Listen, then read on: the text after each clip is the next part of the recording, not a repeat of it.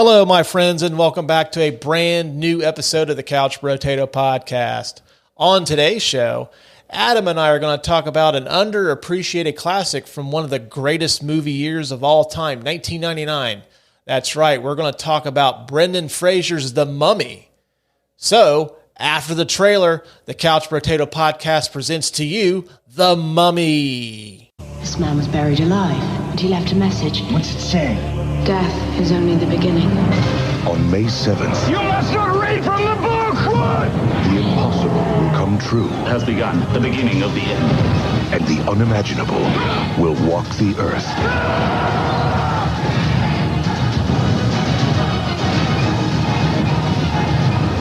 The Mummy. He's here. Rated PG-13.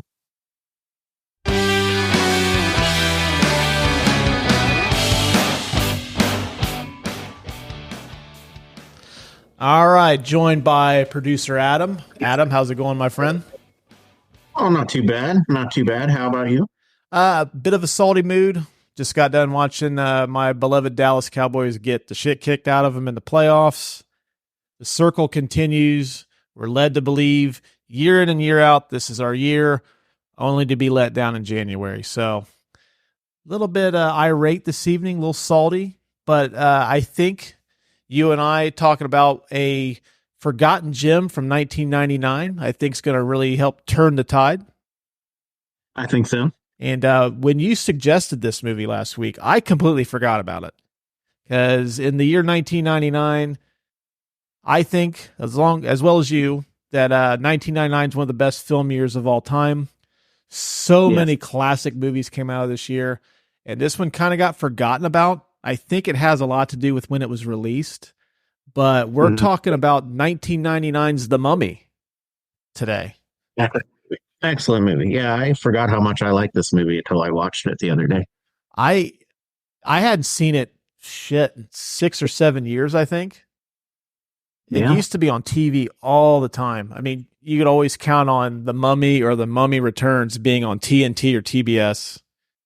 Right. And they don't really seem to air it as much anymore. But man, rewatching this a couple days ago, what a fun movie.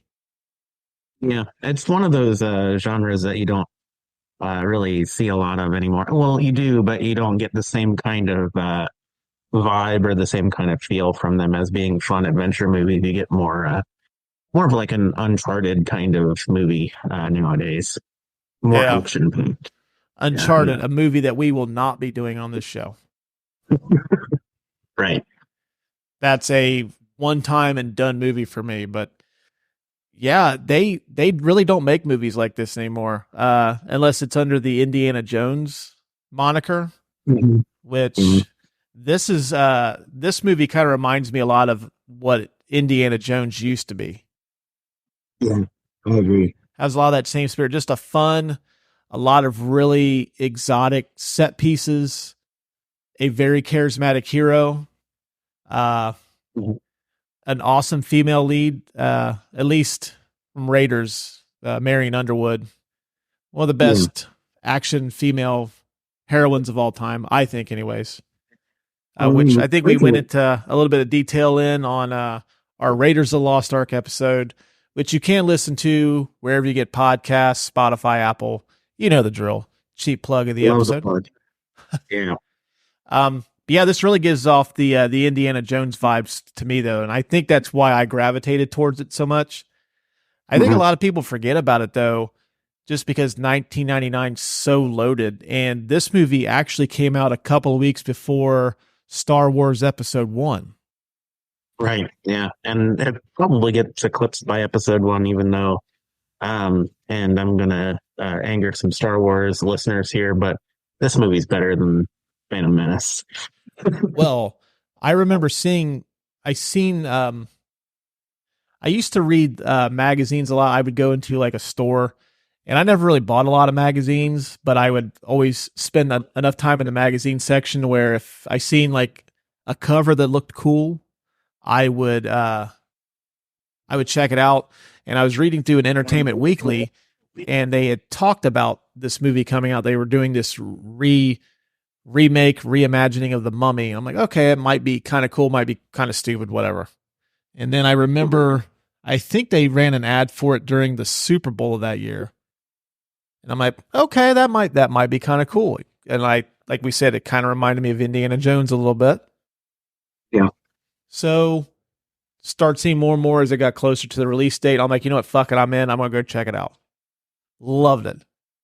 But it's kind of one of those movies like, okay, The Mummy, cool. Got it out of the way. Now I'm just waiting for Star Wars. So went and seen Star Wars Episode 1. Me and my buddy camped out for it. And we were probably up, I don't know, maybe, I think a good 36 hours when that movie started. So we were super sleep deprived. And we didn't like it. So we was like, you know what? Fuck it. We'll go watch it again in a couple days. We went and watched it again the Saturday after it come out. Still didn't like it. And I remember it being a very shitty Saturday afternoon. So my buddy and I, a lot of times what we would do is we would pay to see one movie and then we'd go watch like 2 or 3 after that. So I looked at my buddy, I was like, fuck it, dude, let's go watch The Mummy again. It's a good one. And I mean, it's worth watching again and again. I generally don't have a lot of movies that I go back to, or I have a lot of them that I own, but I'll stare at my movie wall or my Voodoo library, and I'll look at movies for probably longer than I actually watch a movie. Like, what do I want to watch? And I'll see this one, and I'll highly consider it every single time. Anytime it's on TV, I'll watch it. I haven't seen it for quite some time, probably a year or so before I watched it earlier this week, and it's still just as good every time. Even though I know what happens, I know the story. It's so good, just because it's one of those movies that happens in between the era of everything going CG and still kind of that classic Hollywood practical effects kind of thing. And it's one of those blockbuster action movie, adventure movies, set pieces and just design and cinematography, and even the score is great.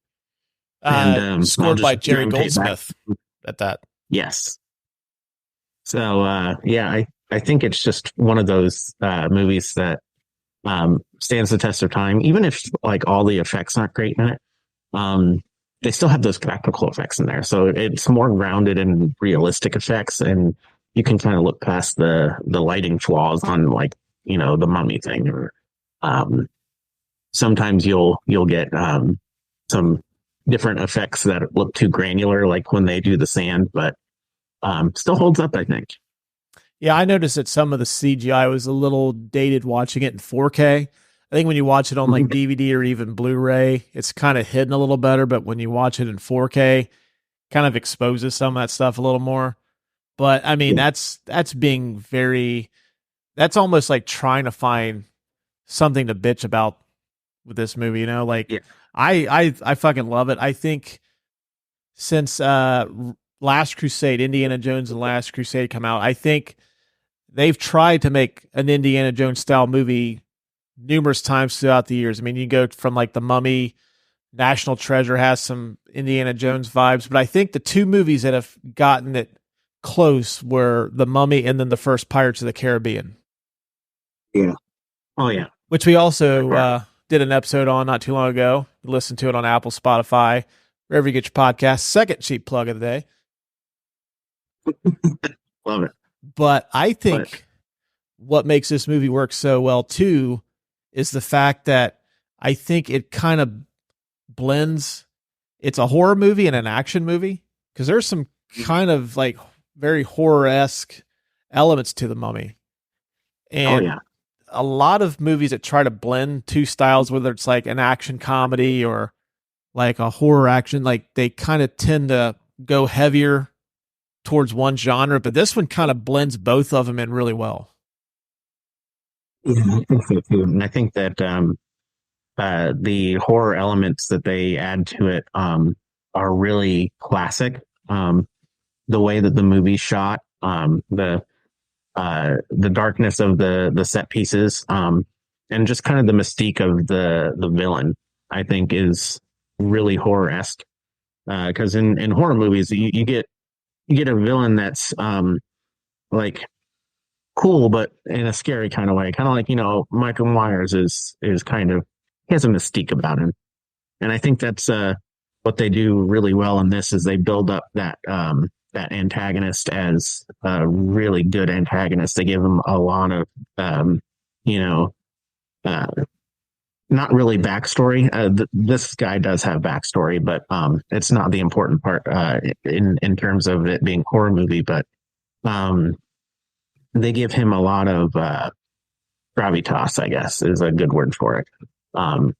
The way that the protagonists talk about him is like they're scared of him. Like even the tough guys are scared of him, and I think that's pretty cool. Yeah, I think what works best for this movie though is I think Brendan Fraser like kills it as Rick O'Connell in this. Like he doesn't take it too seriously, kind of does a lot of it tongue in cheek. And I think that's what works well for this movie, because I think if somebody tries to do it too seriously, it doesn't work. Mm-hmm. And if I'm not mistaken, I think this is Rachel Weisz's first big American movie. And I think the two of them, like the chemistry that they have is what carries this movie. They're both I think they're both probably the best actors in the entire movie. But they got a great supporting cast too, but they're probably my favorites, and that's good for your star characters to have that kind of effect on you. Is like, yeah, I'd watch another 2 hours of these people because I really like them both. Well, yeah, even going back to the sorry, I don't mean to cut you off. I just want to before I lose this thought. Fraser and Weitz kind of have that same vibe that Harrison Ford, Karen Allen did in Raiders. Going back to that. Yeah, I was actually going to say that previously when you were talking about Indiana Jones. Is like, yeah, Rachel Weisz actually has that kind of. She's not hopeless. Like the action movie, the action adventure movies of old, like King Kong and a few other ones. They always have the damsel in distress, and Indiana Jones kind of plays into that same kind of thing because it's based off of movies of that era. But the damsel is not in distress. The damsel actually, has thoughts and feelings and is really smart, sometimes smarter than the men. And they can hold their own. And I think Karen Allen did that great in Indiana Jones, and Rachel Weisz does that great in the Mummy. She knows way more than the Egyptologist does in this, and it shows. It's almost like they took the Indiana Jones character and they gave half of the attributes to the Evie character, and then they gave half of them to the Rick character. Rick is kind of like the muscle and the brawn, and then Evie is the smarts, and like together they make a pretty impeccable team. Yeah, I agree. Yeah. It's hard to believe that. I think that they wanted, from what I read in the research, this isn't anything that I have in my Did You Know section, but I remember they were looking for an American actress from what I read, and they couldn't find anybody. And she basically just won them over in her audition. Yeah, I think they did well of including a lot of British actors in this, specifically because the time period it's set in the 20s in Cairo. Mm-hmm. I mean, it was imperialized by the British at that time, so it makes more sense that there would be some British people in there. And while there are a few Americans, I think it's hilarious how they depict the Americans. By the way, it's just like a bunch of hoop and holler and gunslinging cowboys. Yeah, they're a bunch of meatheads. But I think that they did a really good job of balancing, the characters and where they came from, for sure. Mm-hmm. I think that Rachel Weisz not being in the third Mummy movie is why that one is probably the weakest of the in the entries, at least from the it's main the big ones. Yeah. Does that mean? Yeah, I think it's the big reason why it doesn't do well, but there's some other things in that movie that kind of, make it not as great. Yeah, I've seen it once, and once was enough. Yeah. Hey, you ready to knock out some of these categories? Yeah, for sure. All right. Well, in case you have not seen The Mummy, which came out 25 years ago in May, I don't know what you're waiting for. It's readily available anywhere. But in case you're wondering what the fuck is The Mummy about, The Mummy is inspired by the timeless 1932 Universal horror film. This breathtaking journey unearths a 3,000-year-old legacy of terror, following two explorers, played by Brendan Fraser and Rachel Weisz, as they search for a long-lost treasure in the sun-baked Egyptian desert. And in case you're wondering, I pulled that directly from the Amazon Prime description of this movie. Well, what is the beginning? Tale of the Tape. This was released on May the 7th, 1999. Stars Brendan Fraser, Rachel Weisz, John Hannah, Arnold Vosloo. You know what? Revisiting with the Woo or the Lou. We got to come up with a nickname for him. We recently did Hard Target, and he was a villain in that too. It can be the Vaz, because it's like the Fonz. Yeah, the Vaz. He's the Vaz. Yeah, we'll just call him the Vaz. And Kevin J. O'Connor. Directed by Steven Sommers. Rotten Tomatoes score of 60% from critics and 75% from audiences. The consensus was, it's difficult to make a persuasive argument for The Mummy as any kind of meaningful cinematic achievement, but it's undeniably fun to watch, which that pretty much sums it up perfectly. Yeah. I don't think it's like a gorgeous piece of cinema, but it is a gorgeous piece of cinema in my book, but it's not like it's not Lawrence of Arabia. Yeah, there you go, Lawrence of Arabia. Box office, $80 million budget, grossed $416 million. I think it was the seventh highest grossing movie of 1999. Not bad. Didn't win any awards, and you can stream this on Hulu. So for all you Hulu subscribers out there, as soon as you get done listening to this, or if you want to watch the movie, then come back and check us out by all means, but you can watch the movie on Hulu. I think the sequel's on there too. Yeah, but you can stay away from that one if you want. You can listen to this first and then go to the sequel. Right, yeah. Watch The Mummy, or listen to us first, then go watch The Mummy. And if you want to do a double feature, do The Mummy Returns. And speaking of that leads us right into perfect segue, Adam. The Did You Know portion of the show. These are some facts and tidbits on the behind-the-scenes making of The Mummy.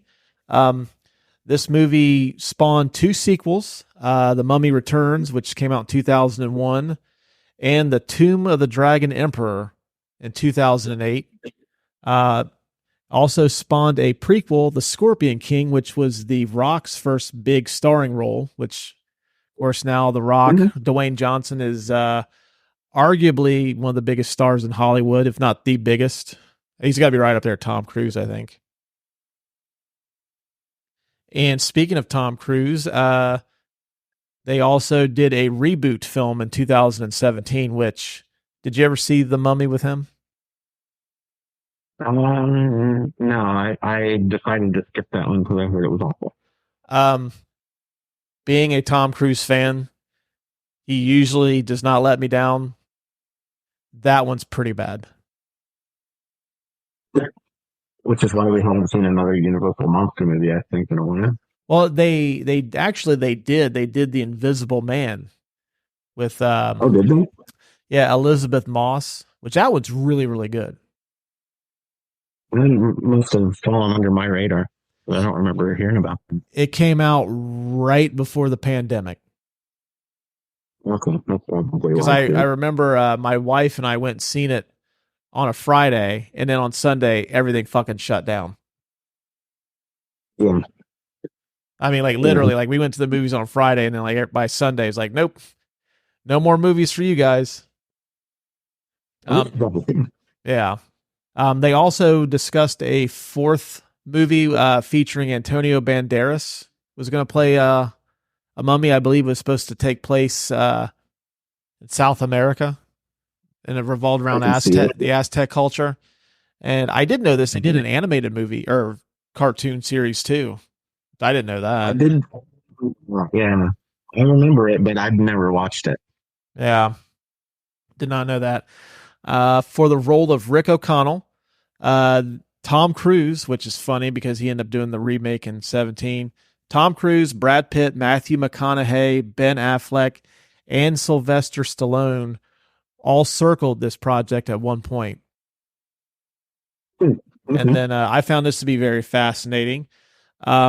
Apparently, producers offered the role to Leonardo DiCaprio, which DiCaprio, I guess, really loved the script and wanted to do it, but he was doing The Beach at the time, which was his first film after Titanic.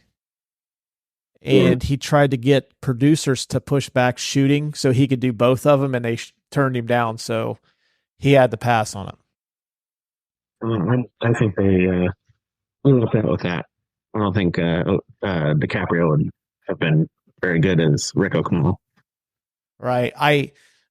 Leo doesn't steer you wrong. Leo is about as money as it gets when it comes to acting, but I just don't think he would fit in this. I think Blood Diamond might have been his version of the Mummy later on, except in a more serious tone. Yeah, I can see that. Brendan Fraser was cast due to the success of George of the Jungle a couple of years earlier. Stephen Summers commented that he felt Fraser had that Errol Flynn swashbuckling characteristic that he envisioned for the character. He said that the actor understood that his character doesn't take himself too seriously. Otherwise, the audience can't go on that journey with him. Yeah. Which I think that's what makes him work. Yeah. Yeah, he's definitely relatable. I didn't know this when I was researching this. This was actually sound like they were going to make it a horror remake originally. George Romero and Clive Barker were attached to direct it at one point. Apparently, Clive Barker's version was going to be a violent, low-budget movie revolving around a contemporary art museum that turns out to be a cult that tries to reanimate mummies. I think what we got is a little better. And then George Romero's vision was more of a zombie-style horror movie similar to Night of the Living Dead, but his version was considered too scary. I think they struck a good balance with this one, but I could definitely watch a more scary horror-esque mummy. But the mummy that they're trying to emulate is Boris Karloff's mummy, which had a little bit more storytelling in it than just a regular horror movie. Mm-hmm. Yeah. Now this one was really odd, came out of nowhere. Joe Dante, director of Gremlins, The Burbs. He did The Howling too. He did The Howling. He had a version which would have cast Daniel Day-Lewis as the Mummy. I don't know how I would like that. Apparently, this was set in contemporary times and focused on reincarnation with elements of a love story. It came close to being made with some elements like the flesh-eating scarabs, which ended up being in the final product. But at that point, the studio wanted a film with a budget of $15 million and rejected Joe Dante's vision. Which, the $15 million budget went out the window because, as we said, it was close to 80. Yeah. Let's see here. The scenes in Egypt were actually shot in Marrakech, Morocco. I hope I pronounced that right. Sorry for our Moroccan fans if I screwed it up, but it wouldn't be an episode of this show if we didn't screw up some pronunciation. I guess they couldn't shoot in Egypt because of unstable political conditions. And the Moroccan army, I guess, offered their full support of production, and the cast and crew had kidnapping insurance placed on them in the event of something going south. That's kind of scary. Yeah, I guess I was reading too. The director, Steven Summers, didn't even tell anybody he had done that until after they were done shooting the movie. Well, I would be mad and want more money. Well, they probably got it in the sequel. Hey, this movie does well. We'll get you on the back end. Did you know that Brendan Fraser almost died during the making of this movie? I've heard several different stories of him almost dying during all of the Mummy movies because he had such a bad track record of doing his own stunts and getting hurt. But I have not heard anything specifically on the first Mummy. Well, the hanging scene, he almost, I guess apparently that went south and he got strangled and he was unconscious for 18 seconds. Well, that's what hanging does. It was very realistic. Yeah. He said he had to be, they said he had to be revived after being unconscious for 18 seconds. And I guess Rachel Weisz described the scene as very horrifying. Well, I would imagine so. Last one I got, that would have been a kink in it. We would have been talking about the, what was that? Shudder has a show where they talk about like movie set deaths. They did one about Brandon Lee and The Crow. They did one on the Amazing Stories where Vic Morrow gets his head cut off. This would have been featured on that too. Did they ever do the one with the person from the Lollipop Guild, allegedly getting hung in the background of Wizard of Oz? I don't know if they did that one or not. I only know of the Amazing Stories one and the Crow one, but as soon as we get done recording this, I'm going to go look it up, see what other ones they did. Because I wanted to check it out, and I never did. It's called Cursed Films. Oh, there's probably a ton. Oh, I'm sure. Especially if you give Alec Baldwin a gun. All right, I'm done with the dark humor for today. All right. If you plan on suing this show, trust me, there's nothing to sue us over. We have nothing. Just skip right past it. Second episode in a row, because did we make a reference to the Ariel Castro a few weeks ago? Yeah, we did. Yeah, okay. Last one I got is the Rachel Weisz character Evelyn is based on a real life person. Lady Evelyn Herbert, or Herbert, I don't know how it's pronounced. I'm just going to go Herbert, daughter of George Herbert, the 5th Earl of Carnarvon. The Earl funded the expedition of Howard Carter, who most of you history buffs know is the archaeologist that discovered the tomb of King Tut. And I guess his daughter Evelyn was there with Howard Carter when he found the tomb.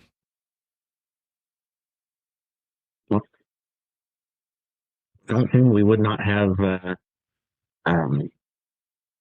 the great song King Tut, as sung by Steve Martin. Oh, dude, I was the minute I King Tut left my mouth, that song started playing in my head, and then after that, the video skit played in my head too. Perfect. Also, if you watch this movie, listen to this episode, search it on YouTube. It's fantastic. It's probably one of the best 70s Saturday Night Live skits that there is. Oh, for sure. The movies play saxophone. Yep. Maybe we'll end the show with the King Tut song. I don't know. We'll see. That's all I got. Did you have any cool facts you wanted to contribute? Well, I have a few. As per usual, a couple of minor goofs. I do know that as many people that are fans of this movie will know, and you've also mentioned that he got into trouble for some of it. Brendan Fraser did all of his stunts for this movie, and for the second movie and third movie as well. He got hurt quite a bit. and getting hurt on the last Mummy movie. I believe he hurt his back, what I remember correctly. Contributed to a lot of his, not being in as many movies afterwards. Took him a while to heal. Another cool fact is that they mention that the cats are guardians of the underworld, and history buffs that watch this movie will know that cats are not the guardians of the underworld in ancient Egyptian culture. I believe they're associated with Sekhmet, the goddess of healing, not the underworld. So, the cat would help Imhotep heal, I guess. And along that same line of historical facts, they mention that Imhotep will bring the 10 plagues of Egypt back when he arises from the dead. Well, the period of Egypt that this is set in is set much before anything biblical. And like the pyramids and everything, they were already there. And so this is actually set much before that. And he would also not recognize the language of the slaves, as he says, when Benny is trying to hold up all of his religious symbols. So all of that would not happen in the movie, but it's movie magic. So, well, I think why Imhotep is so scared of cats is I think he is kind of like me, and he has a severe allergy to cats. And the advantage that I have that he doesn't is there's no like Allegra or Zysol or anything like that can help him stay. He'll breathe clearly. He would have been like wheezing, been super congested. Would have made trying to resurrect his long lost love more difficult when you're struggling to breathe. Ancient Egyptian Benadryl or Claritin. Yeah. Yeah.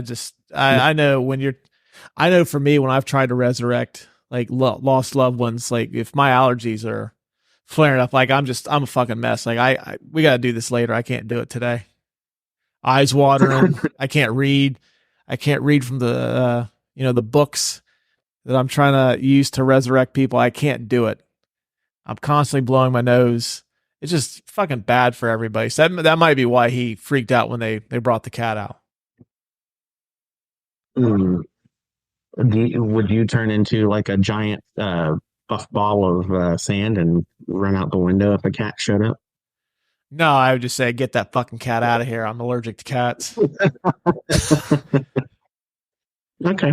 All right. Another funny goof, I guess, are the hieroglyphs on his name is Ardeth Bey. Since we were discussing this earlier, the leader of the Magi, on his forehead are supposed to spell Imhotep, but they are incorrect. They actually spell Imhotep, not Imhotep. Or at least it doesn't say Gary. That would have been really weird. It's like a bad tattoo that you get. Like, this is the Chinese symbol for peace, and it's like something really embarrassing. Or they misspell regrets, and it's like regrets.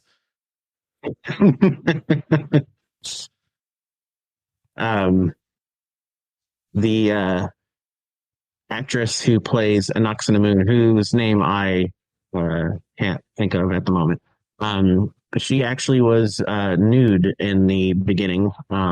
And she only had a few pieces of jewelry, a loincloth, and it took them 4 hours to apply all the makeup to her body. That is Patricia Velasquez, and I know her from a show called The League. It's a show about a bunch of degenerates that play fantasy football. So I kind of gravitate towards that since I'm one of them. And she was the wife of one of the characters on the show. That's actually, I remember her from that before I remembered she was in this. Okay. Well, see, I couldn't think of her name. I remember her first name was Patricia after you said it, but I just could not. I'm bad with names, especially like people that I don't normally watch in movies. I'll have to go and look up their name. IMDb is a lifesaver. Used to have one of those big video hound books for stuff like that, but now it's IMDb. Yeah, or the I always reference the Leonard Maltin video guide. You looked up a movie, it would have like a quick synopsis. It would give you like most of the major cast members, and it would give you what Leonard Maltin reviewed that. And speaking of him, like he kind of underrated. He kind of was like in that the heyday of the movie critic. Like he's not nearly on the Siskel and Ebert level, but who was the guy with the Gene Shalit? He reviewed movies for the Today Show. He had like a real like walrusy Andy Reid style mustache. And I remember Leonard Maltin from Entertainment Tonight, but not a lot of love for Leonard Maltin. Should you know what? Maybe we should just change the show. Is like we'll call this going forward the Leonard Maltin video guide. And it'll never have Leonard. It'll never have Leonard Maltin on it. So you might get sued for that. So. Leonard Maltin. Maybe. Leonard Maltin, I think, is probably 80 years old. He may not even know what podcasting is. I don't know. Then again, he might have like a fucking like a top 50 like Apple podcast that I don't know about. So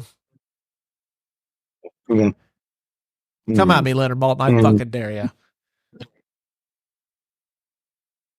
I mean, does he really have the time to? Probably not. No. He's writing the 2023 video guide right now as we speak, although kind of wasting his time. Agreed.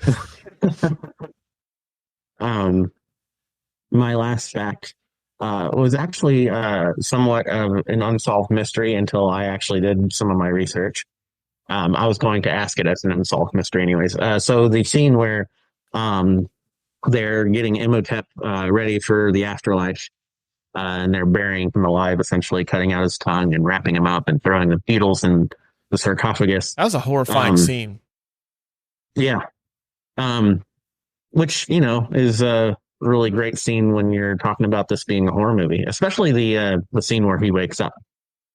I digress. Okay. So, the scene has him being wrapped in bandages, and so he can't move his arms. They're across his chest. They wrap over his mouth and his nose. Can't breathe. Wrap over his eyes. And when they open the sarcophagus up, there's scratch marks, and he has written a message. And I'm thinking to myself, okay, yeah, he's undead, but he's not awake. So how is he going to write that after the beetles consume him? And then also he's wrapped up. So how can he scratch the sarcophagus? And so in researching this, I came across a little blurb that the director had written that said the beetles had eaten away the bandages. This was why he had hardly any bandages when he came out. And he was able to scratch the message and the lid of the sarcophagus because he was immortal and he wasn't completely dead. Or he just had real sharp fingernails. Yeah, that too. Let me just sand these down to a fine tip. And cut through the bandages, and then I can scratch my way through the sarcophagus and escape. Yeah, it's like the modern day, the paper clip that gets you out of handcuffs. The sharp nail cuts through bandages. Yep. What's that? Casanova Frankenstein from Mystery Men. Mm-hmm. Jeffrey Rush's character. That's his special power, is having really sharp fingernails.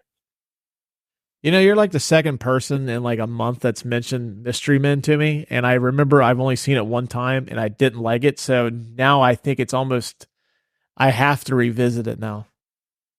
Oh, it's a cult classic. Like the first time you see it, it kind of sucks, but it grows on you. Yeah.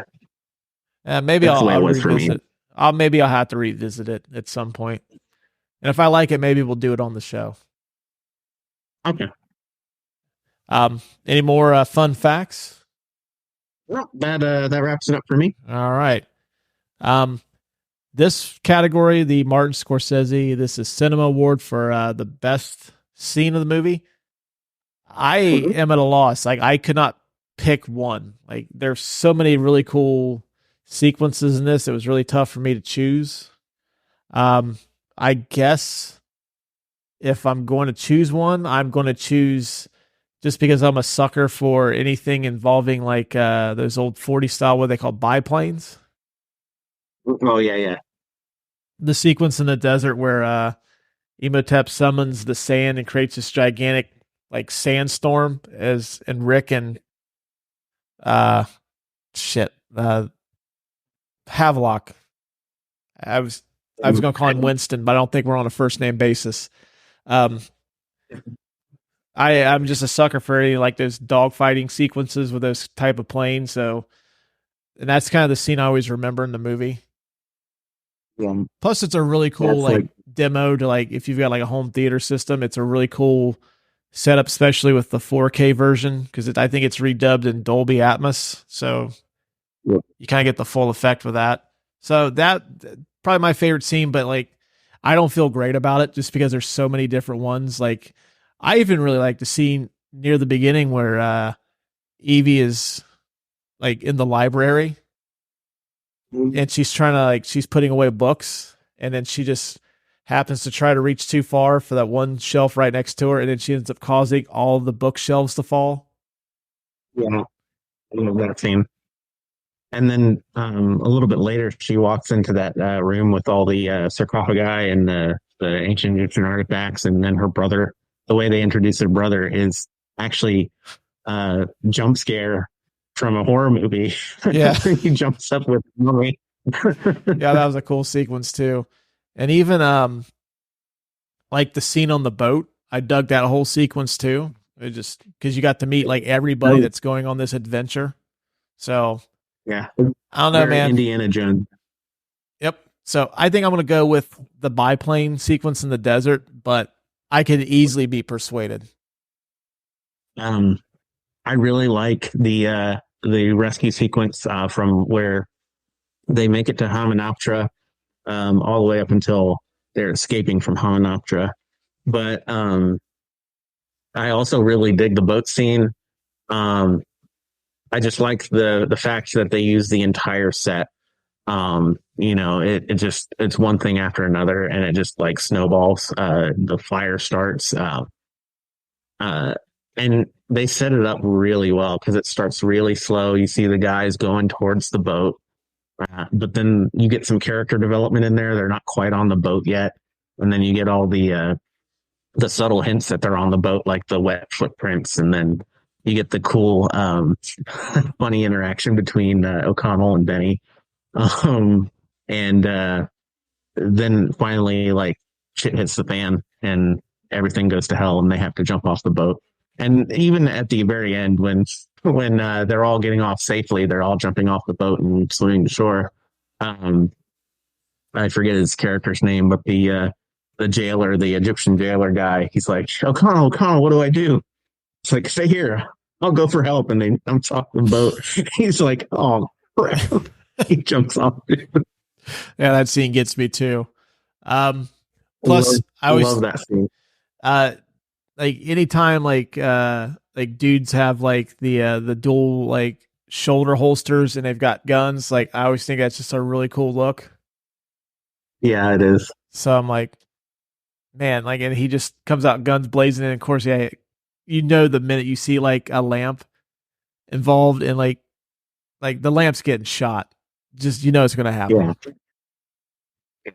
But hey, I am perfectly cool giving it to the boat sequence, just because you kind of get to know some of the other people that are on the boat. I mean, like it's nobody really of great consequence outside of I can't think of the character's name off the top of my head. I always remember the actor. He plays the douchebag professor in Back to School. Oh yeah, yeah. And he wears that what's the hat? Oh, Fez. Yeah. Yeah. But He's the dad in Jumanji too, I oh believe. yeah, that's right. He is, isn't he? Hmm. Yeah. I always remember him giving Rodney Dangerfield a hard time. Like, dude, come on, man. Like, he's older than you. He likes to have fun. He just wants to better himself and get closer with his son. You don't have to be so much of a dickhead. Right. But yeah, I'm perfectly cool giving it to the boat scene. Rick O'Connell has a lot of bullets, a lot of weapons. And he uncoils that whole fucking rap like, Jesus, this guy's coming prepared. But he's also seen some shit there too, so he's got some PTSD from Hamanoptera. right. All right, well, like I said, we'll give it to the boat sequence, but I don't feel great about it because, like I said, there's so many really cool sequences in this movie. Like, not one really like outshines the other. It's really fun going on the journey from one action sequence to the other. This is one of the rare movies that I've seen that does not have a slow moment. Like maybe when they get back to Egypt or to Cairo rather. But even then, like it jumps from a little bit of a slow pace to a really fast pace. So there's really never a dull moment. Yeah, like watching it a couple days ago, I think it runs a little over 2 hours, but that 2 hours flies right by. Yeah, for sure. Because I was looking at my phone like, Jesus, feels like it's been 45 minutes and it's like over. Yeah. But give it to the boat sequence. Don't feel great about it just because there's so many great. This is like having like back in the 80s, if you're a basketball fan, this is like having to vote for the MVP between Michael Jordan, Larry Bird, and Magic Johnson. It's like it's going to be tough to choose. But I think, well, at the time, Jordan. Well, never mind. Bad analogy, but it's like three players having like just incredible seasons trying to vote for the MVP. The Andy Dufresne Get Busy Living or Get Busy Dying Award for the best or most quotable line of the movie. What do you got? So the most quotable, I think, the most iconic line from this movie is not my favorite line. It's a cool line, but it's not my favorite. Death is only the beginning, I think. But there are so many lines that I just absolutely love. Like the Hey O'Connell, look who's got all the horses. Hey Benny, look who's on the wrong side of the river. Yeah, I dug that one too. That one still cracks me up. The whole exchange between O'Connell and the jailer on the boat, like, stay here, I'll go get help. Or anything Benny says, like, well, think about my children. You don't have any children. I might someday. Oh, he's such a slime ball. He is. And regardless of how much of a slime ball he is, I noticed that at the end, O'Connell tries to actually save him, like, come on, let's go. And, greed gets the better of him. Yeah. I think that is a little bit of a testament to O'Connell's character too, because Benny abandoned him 4 times in the span of one movie. Mm-hmm. Yeah. But there's so many lines to choose from. I don't know if I can choose just one. Maybe, I don't know. I really like "You must not read from the book." It's just a cool line because they have like the wind blow and like the fire kind of dim a little bit, and I don't know. What's your favorite line? Persuade me. Well, I really liked Evelyn's monologue when she's drunk and she's talking about she's not like an adventurer, like she's a librarian. Like I really thought that was a cool line. But the one that always gets me, it's not very quotable. It's not even really that memorable.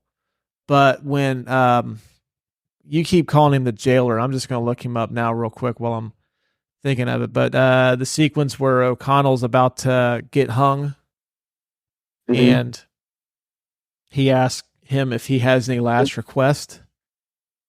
And, like usually in a movie, somebody's just going to like have some very like quick witted, like line where he's kind of insulting the person that's, is responsible for him being in that situation or whatever. But O'Connell just says, loosen the knot, let me go. He goes, how about you loosen these knots and let me go? I was like, damn, that's like, why don't more action heroes, like when they're in that kind of situation, why don't they just come right out and say what they want? Yeah. Let me see here. I'm going to look up this. It's going to bug me until what this guy's name is.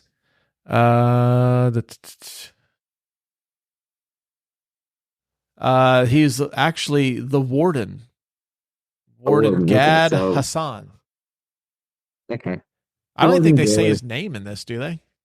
Or if you do, it's real quick. No, they refer to him as our smelly friend a lot. We should just call him that. The smelly friend. Which I think every circle of friends has one. I also like, I'm going to throw this one out there just because I like it and I've used it before, but I really like it when Benny says it's better to be on the right hand of the devil than in his path. I don't know. I really like that quote. That one too.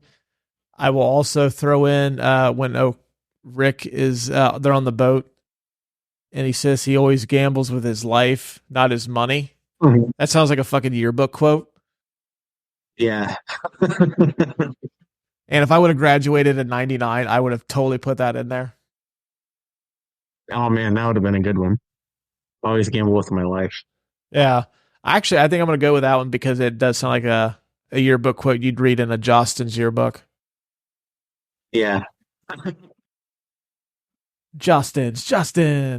Simpsons reference for you. All right, we're going with that one then. Okay. Most quotable line in the movie. Feel free to use that. It's a very cool line. Paul Walker, I said, forget about a Cuh Award for the most unintentionally hilarious or bad line of the movie. There really wasn't anything that, like, I think you and I seen a movie this weekend that had an unintentionally hilarious line more than like we caught one in The Mummy. So, and I think we might be changing the name of this award to that. I like that idea. Yeah. So next week, look out for same category, new name. The McLovin Award for the best or scene stealing performance of the movie. I know, kind of tossed around. You and I were even discussing on Friday that most of the people in this movie have enough screen time to where they almost don't qualify for this award because essentially it's a very small cast. Patricia Velasquez doesn't really count because she's kind of like the MacGuffin of the movie, for lack of a better term. Yeah. The Vaz isn't here too much. Yeah. He's the main antagonist. Yeah. John Hannah. He's one of those guys that sometimes I found him very delightful. There's other points in the movie I thought he was kind of annoying, but he's in it too much. Obviously we can't give it to Brendan Fraser or Rachel Weisz. I'm nominating Bernard Fox as Captain Winston Havelock. And the only reason I do that is he gives me Randy Quaid from Independence Day vibes. Hey boys, I'm back. Yeah, like he just kind of has that death wish, and it gives me Russell Case vibes. Yeah. Yeah, I could see that. And Winston's such a funny character, like just walking around drunk all the time.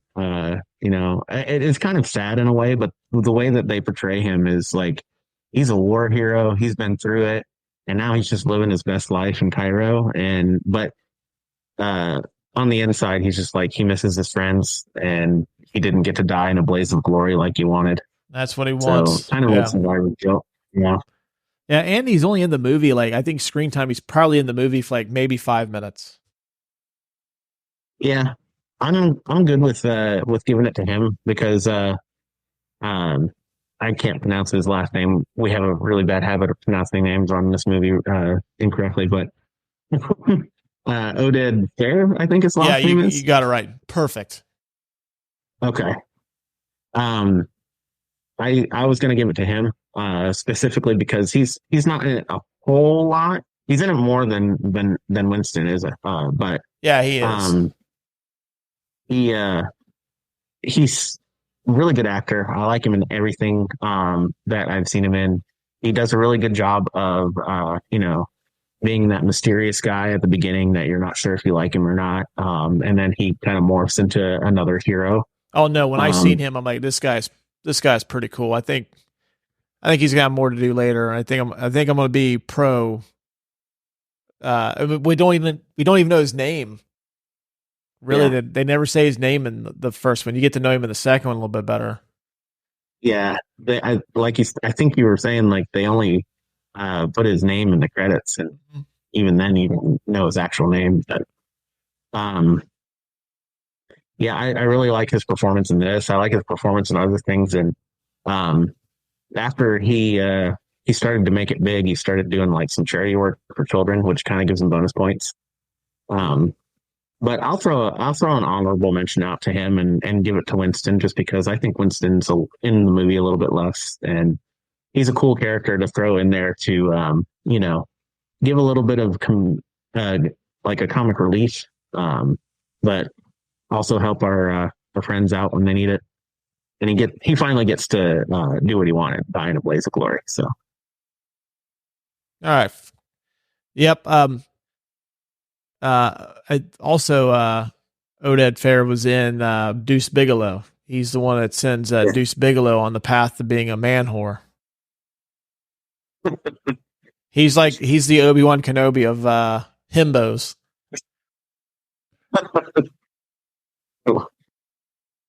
turn off your targeting computer. What's wrong? I don't know. You got any thoughts on Deuce Bigelow, male gigolo? You know, it's part of that era of movies that you know what? It's a good movie for what it is.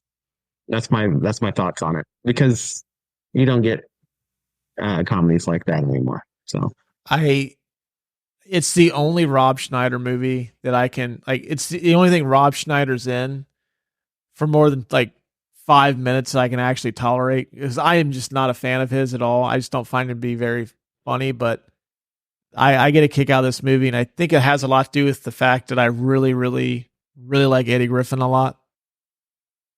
He cracks me up. So him being in it kind of gets bonus points.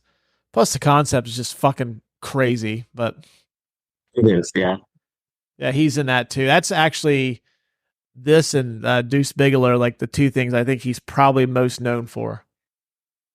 He was in Resident Evil as well. Oh, was he? Those are, yeah, those are semi well known. It's a divided fan base on whether or not those are good. I don't think I've seen all of them. I think I've only seen like a couple of them, and I don't think I've seen them in order. I think I've seen like two and like the fourth or fifth one, and it might have been just because I come across them on. They've made 5, right? Yeah, I think there's 5. Maybe there's 6. I know I've not seen the them. first one, so Now the first one is okay. I think that it being a video game movie kind of gives it that that stink. video game fan base. Yeah, and the video game fan base goes to see it and they're like, well, this definitely sucks, but it was good for an action movie. I'll just give it that. Although this is not the Resident Evil podcast, it is the Mummy podcast. Yeah, we went down a road real quick with Deuce Bigelow. Who would have thunk that you're listening to a Mummy episode and then Deuce Bigelow, male gigolo, gets brought up? Yeah. We should bring in how I think this is a extended by proximity Christmas movie. But well, we'll save it for unsolved mysteries or something because I don't have any. So you can just you could cook for a couple minutes on that one. New category. The IMDb Drug Dealer #2 award for the actor or actress you've seen in a movie, but you don't know their name. I'm giving this to Eric Avari as Dr. Terrence Bay. He's Rachel Weisz's boss. Probably seen him in a bunch of stuff. According to IMDb, he was featured in Independence Day, which I don't even remember him in that, but I do remember him from Stargate. And I think he was in a Seinfeld episode. Very recognizable face. Like, you see him, you know, like, yeah, I've seen that guy in a bunch of stuff. You don't know who it is. Yeah. Hence why we're calling this the IMDb Drug Dealer #2 award. Because that's usually reserved for the actors that play those roles. I wholeheartedly agree. He's one of those guys that has a very recognizable face. I think I've seen him in more than just that. I can't remember off the top of my head, but that's the essence of the entire category. Is you're not going to remember anyways until you see him. But yeah, I've recognized this guy in quite a lot, and I'm sure it's more than what we've mentioned. But I do remember a couple of different times. I was like, oh, it's him. Okay, yeah, I remember him. Let's see. I'm going through his IMDb, just a couple of ones that jump off the screen here. He was in Encino Man. I believe he ran the convenience store when he told Pauly Shore, no wheezing the juice. He was in Color of Night as the cab driver.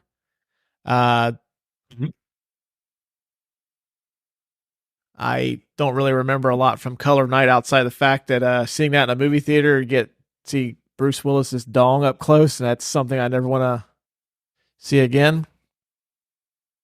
He was in Mr. Deeds. He was in Planet of the Apes, The 13th Warrior, Daredevil. That's probably what I saw him. Charlie Wilson's War, and Paul Blart Mall Cop. Oh, God.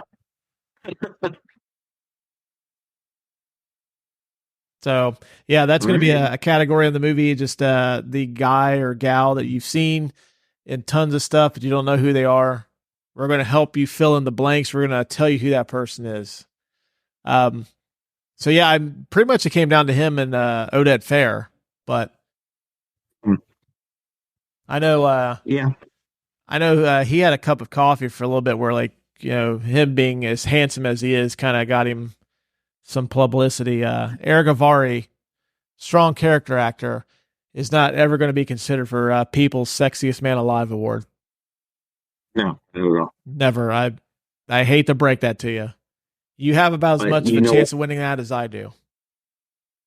But you know what award he is good for? Is the IMDb Drug Dealer #2 award. That's right. He is our inaugural winner. And actually, maybe down the road, if we can't come up with a better name, maybe we'll just change that to the Eric Avari Who's that guy award. Perfect. There you go. Unsolved mysteries of the movie. I really didn't have any, simply because this is one of those movies I really don't think too much about. It's just it's my wheelhouse. It's kind of like a mindless, big, dumb, fun action movie. Uh-huh. So I don't really think about like shit like that. I wonder like what happens, or, you know, like why did they do that? So I don't really have anything, but you had an interesting theory about this being a Christmas movie. I'm going to let you shoehorn that into this. So Adam, the kitchen's yours. It's not an unsolved mystery per se, but just by relation, this could be considered a Christmas movie. And everyone's free to disagree with me, because even I'm skeptical on this. But I'm sure a lot of people probably will. Like, he has no idea what the hell he's talking about. The Mummy was originally played by Boris Karloff. And Stephen Sommers wanted this to be a a love letter to that movie. And Boris Karloff is not only the quintessential mummy of Universal, but he is also the quintessential voice of Christmas, being the Grinch. And so, the mummy, being the antagonist of this movie, in some ways, is the Grinch of Egypt. All right, there you go. Okay. It's really grasping at straws, but you know what? It's funny enough to where we could have made something out of it. Did you have any? I just want to see a Grinch kind of the mummy, but yeah. Did you have any actual unsolved mysteries for the movie, or was it just? So the unsolved mystery that I had was answered by my fun fact. How is he going to scratch that into the sarcophagus if he's all bandaged? But the bugs ate away everything, so it kind of made sense. Yeah, not a whole lot of unsolved mysteries in this one. It's very fantastical. It's basically dead things coming back to life. So there's not a lot of if you can't chalk it up to movie magic, it's the actual magic in the movie. So. And then I think once you get too into the weeds with this, it kind of ruins the fun of it. Right. There's some movies where it's really, and I think this is why this has so much replay value, is the fact that like you don't really have to sit and think. Like they lay it out for you very simply in the beginning of the movie. Like this dude did something he wasn't supposed to. They threw a curse on him. Don't go fucking around his tomb. Yeah, you unleash this guy, bad things are going to happen. It's like they almost tempt people to do it by burying him around this city with all this treasure. Yeah. It's like, well, we're going to bury him in the city where all the gold's kept so that, everybody's going to want to go there. Yeah, greedy assholes thousands of years later are going to come and try to find this treasure and mistakenly just awaken this fucking demon mummy, this demon priest. With untold power and immortality. Right.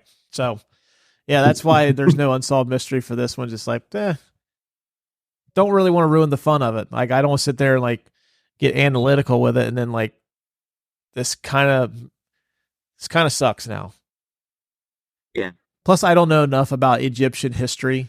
Like, I know a little bit about it from what I remember in school, but like, I wouldn't call myself an expert on the subject matter, so I didn't really want to get into the weeds too much and start asking a bunch of questions.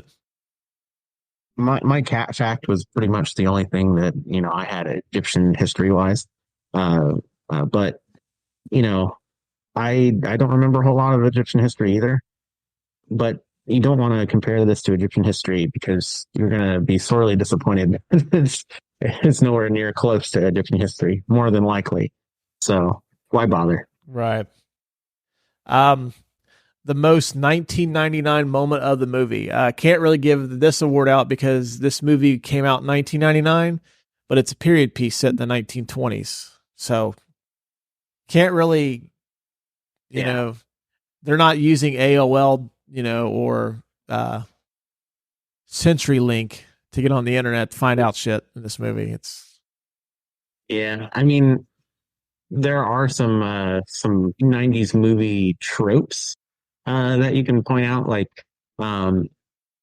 it gets me every single time when Benny takes a piece of the gold out of the bag, and then it has that little shimmer or shine to it that they added in after the fact that you can totally tell they did because and then he puts it back and they go through that whole rigmarole at the end, and then Rick and Evie are on that camel and they're walking into the sunset and it has that same shine to it. Oh, is it like lens flare? Is it or? Yeah, it's like a little glimmer of the sun on the gold. Oh yeah, that they add. Yeah. Okay, we'll give it to that. I would say that people are actually using books to get information and not like on their phones. Well, it was 1923, so we'll have to, people actually read? Yes, there are librarians in this movie. What's a library? Yeah. It's not just a location that you can go to get this movie for free Right. There are and play on your places, DVD physical player. brick and mortar. Yeah, there are actually books that are bound by cardboard or like paper that have Or even words on leather. them. Yeah. And if you want to read them in the dark, there's not a night mode. You have to actually like turn on a light to read them. Remember book lights? I do remember those. Put them on your book. Well, I know they used to have that overhead, that little like clip you could put on like your bedpost. It shines it down there too. I had one of those when I read comic books a lot. There you go. I don't know what restaurant we're going to go with today. The Golden Corral. Golden Corral with over 40 menu choices on their buffet, including desserts. They also have a breakfast bar. So if you come with an appetite and you're looking for a place to go to quench your hunger, may I suggest our friends at the Golden Corral. Open 7 days a week. Anytime you want to get your belly stuffed, please go see the Golden Corral for the Golden Corral. Do you feel hungry? You feel like you're one of the undead?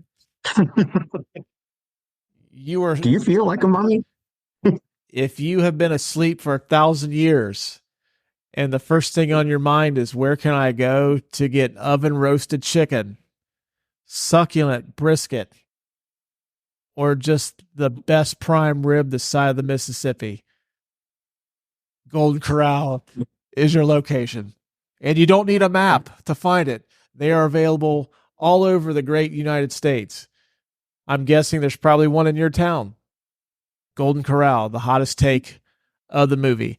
I am going to say that if you swapped out Brendan Fraser for Harrison Ford, and this was an Indiana Jones movie, that this would be the second best Indiana Jones sequel. I really like the Last Crusade. Well, the Last Crusade obviously is like the GOAT. There's no touching that. The Last Crusade is probably, I'm going to say it right now, probably the best third movie in a series ever made.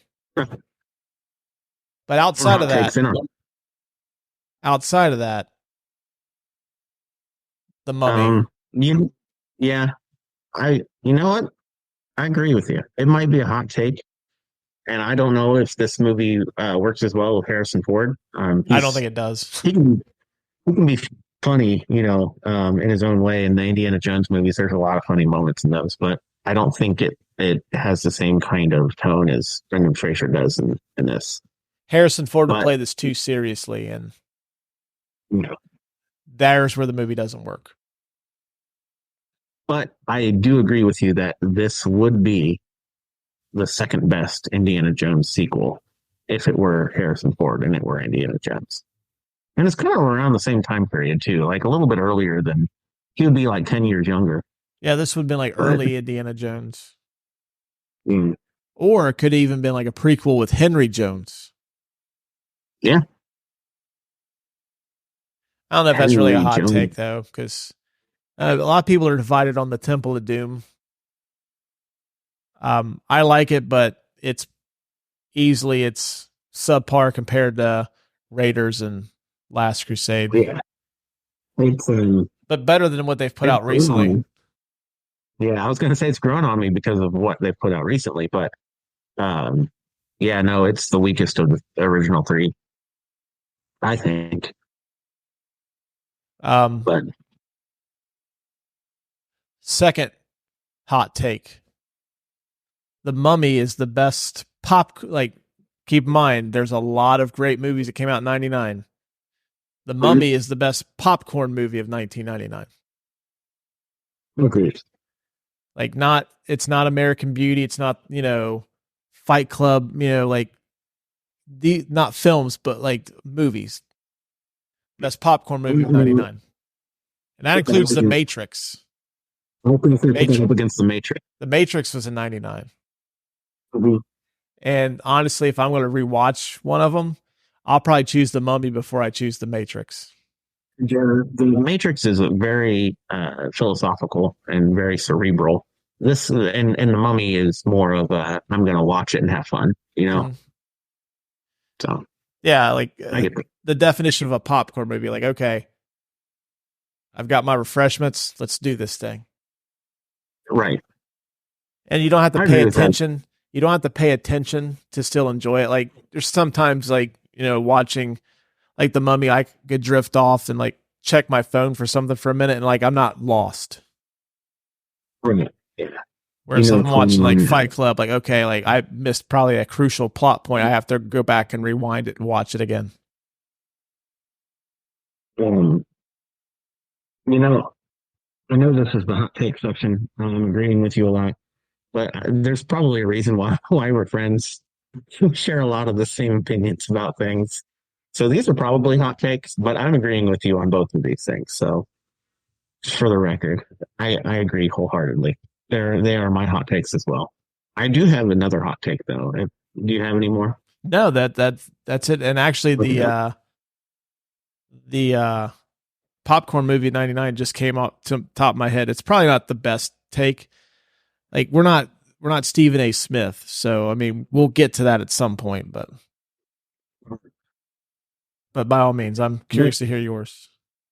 I think The Mummy, the character, the old Universal villain, monster, whatever you want to call him, this iteration of him is the scariest monster in monster movies up to this point. Are you saying like in the Universal stable of movie monsters? Yeah. So like the Wolfman, you know, Dracula. Wolfman, yeah. He is by far the scariest, and maybe even extend that even further. I can't think of any monsters.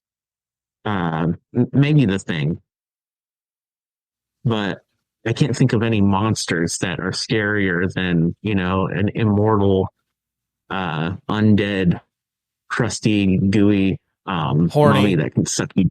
He's horny because he wants to be back with the woman he loves. So, you know, when you were talking about the Golden Corral thing, I imagined Imhotep waking up and like, damn, I'm hungry. going to Golden Corral. And just imagine him like, you know, that scene where he like opens up his mouth and it gets super big. He's shoveling like 8 plates of fucking like those like the prime rib just into his mouth.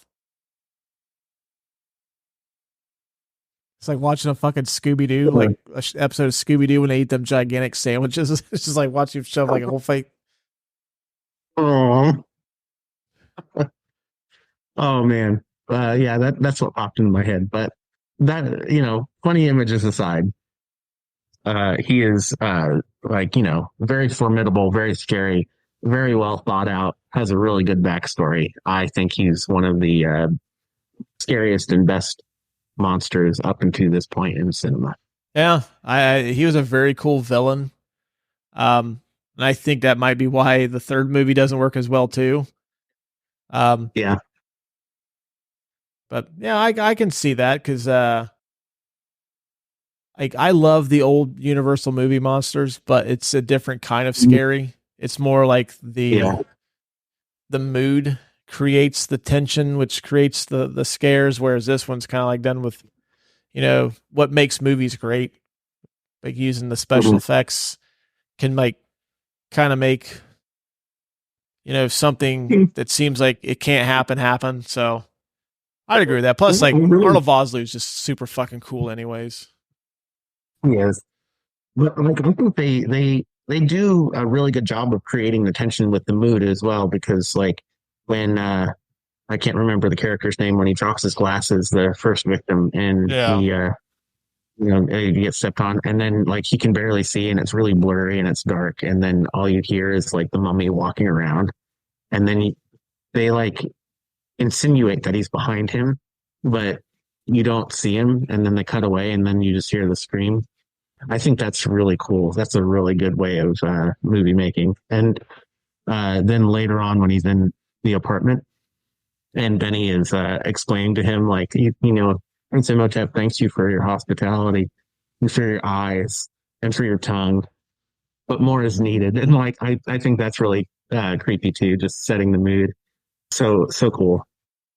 Love that. Yeah, it's a good take. I totally agree with it. When you said old dude lost his glasses, I don't know why I was thinking of My Girl when Thomas J lost his. Can't see without his glasses.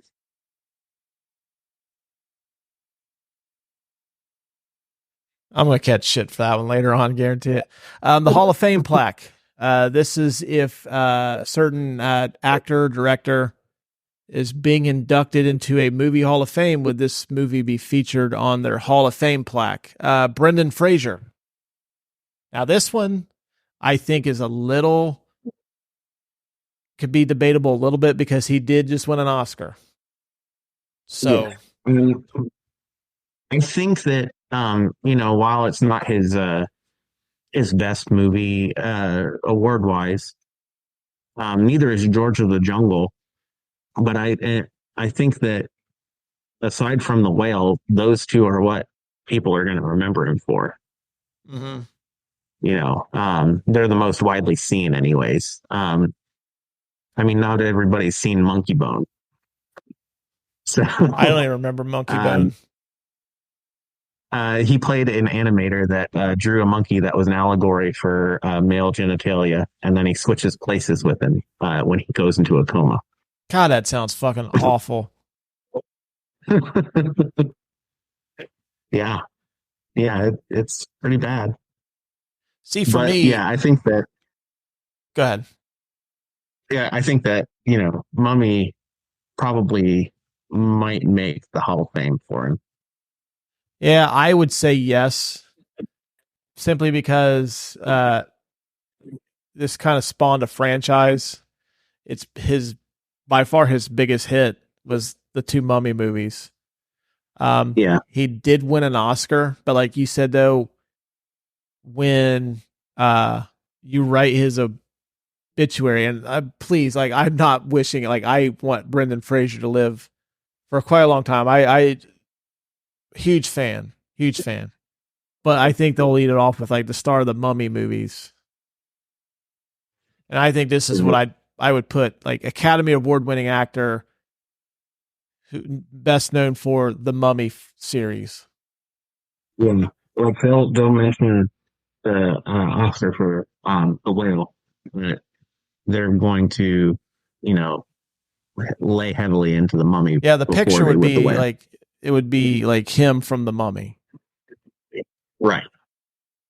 So yeah, I'm saying yeah, you're saying yeah for that one. What about Rachel Weisz? I would say no. No, she's done plenty of other movies that are more notable. She's won an Academy Award for The Constant Gardener. She's kind of become more of a prestige actress later on in her career. Not to say that she's bad in this movie in any sense. She's one of the best. She's really good. But I think she's been nominated 2 or 3 times for an Academy Award, and she's won at least one. I know she's won one for The Constant Gardener. Sorry, I'm trying to find her IMDb real quick. I'm still on the My Girl. I was looking to see because I haven't seen it in a while. I was just trying to see if Thomas J lost his glasses before he gets stung by the bees. But let's see. She has received an Academy Award, a BAFTA, a Golden Globe, a Laurence Olivier Award. And let's see. She has been nominated twice for Academy Awards. And she's in the MCU. She's won Daniel Craig for a little bit. Yeah, Daniel Craig's her baby daddy. I don't think that would be on her. I don't think that would be on her. And she was also married to Darren Aronofsky for a little while too. Mm-hmm. Yep. So I'm going to say no.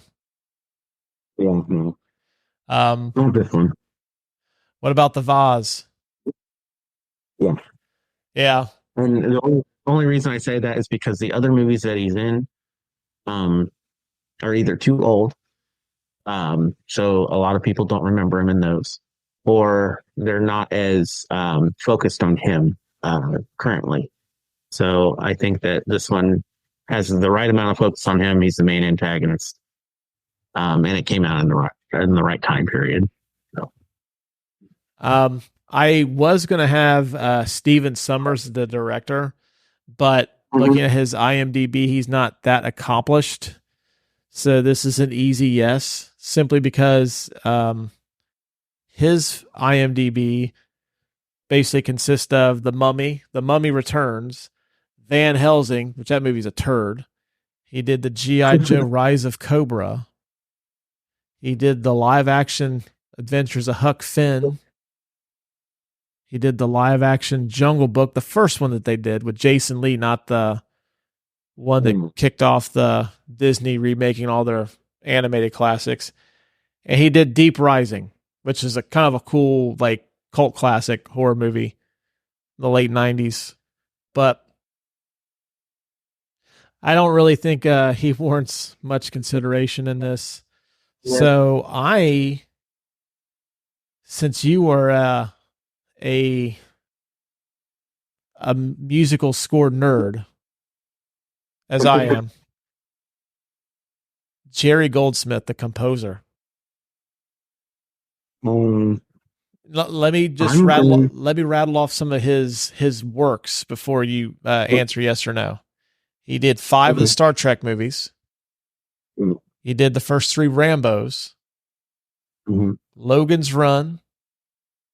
The OG Planet of the Apes. Chinatown. The Omen. Alien. Poltergeist. Gremlins.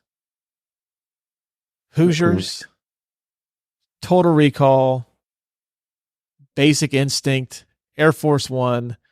LA Confidential. The Mummy. And the 1992 Sean Connery classic Medicine Man. All of those that you listed, there were a few that jumped out at me, like Poltergeist, where the score is excellent. However, there's a couple of them that jump out at me, and I know I'm going to get hate for this. Star Trek isn't well known for their scores. Oh, well, they have a good no theme. One's going to give you too much shit for that. But I don't think that. And Jerry Goldsmith did a fine job on Star Trek, but they're not going to be as cinematic as The Mummy, if that makes sense. So we're talking about, like, big booming orchestra, choir, that said, though, man, Poltergeist, and he won an Oscar for The Omen. And The Omen, yeah. That would be the one I would choose. Okay, so what I'm going to say is probably The Omen would be his Hall of Fame. He would also probably, I think he did some work on Disney's Mulan as well, which was okay. The Mummy, though, would probably be a close second. Really? Followed by Poltergeist. Yeah. I think The Mummy is a fantastic score. It's a good one. Even over Alien and Chinatown. Yeah, I think so. Again, great movies. Not very much. Maybe Alien more than Chinatown, but they're not remembered for their score so much as the content in them visually. Alien would be up there. Yeah, I think The Mummy probably passes on this one, but it gets really close. Okay. Sure. That's all I have for the Hall of Fame plaque. I did have a few burning questions, but I think we kind of answered them throughout the episode. Like I had, why didn't Brendan Fraser do more action movies? But you said that he had injured himself on the third Mummy movie, and he kind of had to take a kind of had to cut back. It's just a shame too, because I know like there's been talk recently of before Harrison Ford shut it down, of like them remaking or rebooting the Indiana Jones series with like a different actor. I think Brendan Fraser could have maybe not done Indiana Jones, but I think he could have been like maybe been the next Harrison Ford. Like kind of does the everyman action movies. But I kind of wonder like, well, man, like the Mummy movies were for the most part were pretty successful. Even the third one I know was kind of a modest hit, and he just kind of never really did anything action oriented after that. I mean, I know he's on that show Doom Patrol now, or he was when it was a show, but he really was just more of a voice character in that. So I was just kind of wondering why he didn't really capitalize on that. Which I'm going to check his IMDb here real quick. Yeah. After that, he did more, he did that Journey to the Center of the Earth. Yeah, he did do that. I don't think he did any of the things for that one, though. Right. But, I mean, yeah, he started kind of venturing into, like, because he was in Crash, which, how that movie won Best Picture, still beyond me. But, yeah, he didn't really do much in the action universe. He did... let's see, he did Bedazzled. Yeah, there's Monkey Bone, The Quiet American, Crash, Journey to the Center of the Earth, Furry Vengeance, which I'm sure he's probably regretting that one. But yeah, he didn't really do any action stuff after that. And I think it might have been just typecasting too. I know certain actors don't want to be typecast in a certain... like in a certain genre. Yeah. It seems like he tried to go the Bruce Willis route where he tried to mix action with prestige stuff, but then like the stuff he was in didn't really take off. Cause like I was just looking at some of those and like most of those were pretty notorious bombs. Yeah. He's had some bad luck with some casting in movies after The Mummy. I mean, he did, he had pretty much a solid run in the 90s with Blast from the Past and The Mummy, George of the Jungle, Airheads, Dudley Do-Right.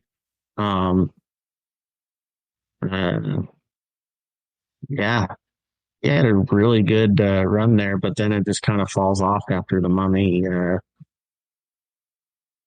Tomb of the Dragon Emperor. Like he did, it looks like he did Journey to the Center of the Earth at the same time as he did The Mummy 3.